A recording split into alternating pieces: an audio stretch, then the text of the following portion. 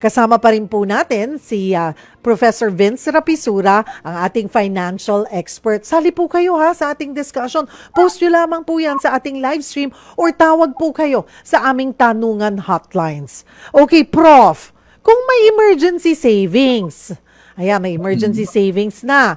Iba po yung emergency savings dun sa naipon natin, di ba? Dapat emergency, pang-emergency talaga. Savings, pang-savings lang talaga. Wag, minsan nakakatempt kasi, di ba? Parang, gagalawin ko muna ngayon, babalik ko na lang, hanggang hindi na natin naibalik, back to zero na naman.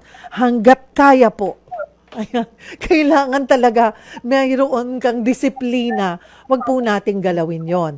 Pero yun nga, Prof, nakaipon ka na ng kaunti. 10,000 pesos.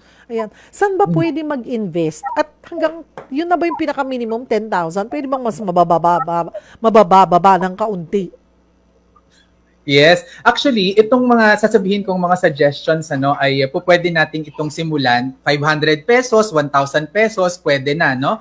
Ang 500 pesos na pwedeng simulan ay yung Pag-ibig MP2 ng Home Development Mutual Fund. Ito ay ang ating National Savings Program. So, programa ito ng gobyerno, no? And then, ang hindi napapansin ng iba, mayroong ni-launch ang SSS, ang tinatawag niyang WISP Plus, no? Ang Workers Investment and Savings Program Plus, at ito ay karagdagan naman para sa ating retirement, kung yan yung purpose natin. So pwede rin tayong mag-invest sa mga retail treasury bonds or retail dollar bonds. Itong retail treasury bonds or retail dollar bonds, ito ay utang ng gobyerno sa atin, at usually twice a year lang ito lumalabas, Cheryl. Ngayong abangan lang ngayong February, no? February or March, usually may isang retail treasury bond na ilalabas ng gobyerno. Usually mataas ang interest rate nito, at minsan tax-free, minsan naman ay may tax, ano? Tapos pwede rin tayong mag-invest sa mga digital banks kasi ang lakas ng promo ng mga digital banks ngayon, taas na interest rate. Pero mag-ingat lang tayo kasi lapitin sila ng mga text scams, sa totoo lang. Oo. Kaya security doon medyo kailangan mas listo tayo. At saka ang suggestion ko rin ay hanggang 500,000 pesos lang yung ilalagay natin na deposit doon sa mga digital banks, no, kung aabot tayo doon.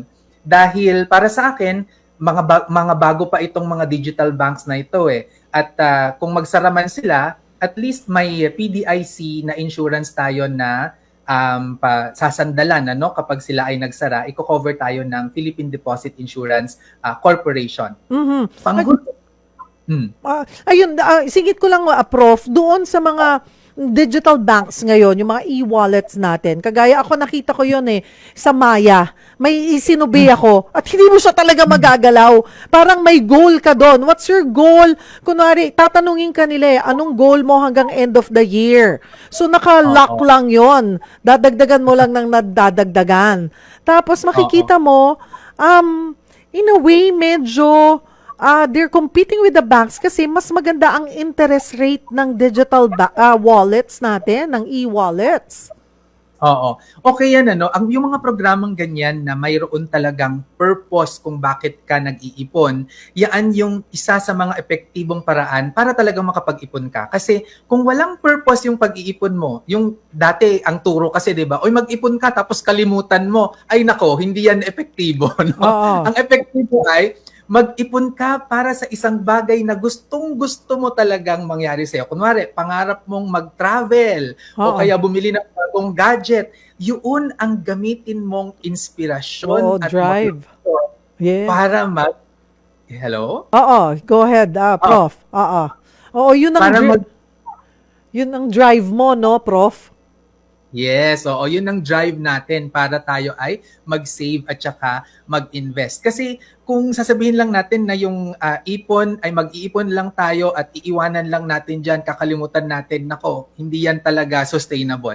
Always be purpose-driven. Alamin mo kung bakit. So hanapin mo yung pinaka-pinanggigigilan mo na magkaroon ka and make that your goal for saving.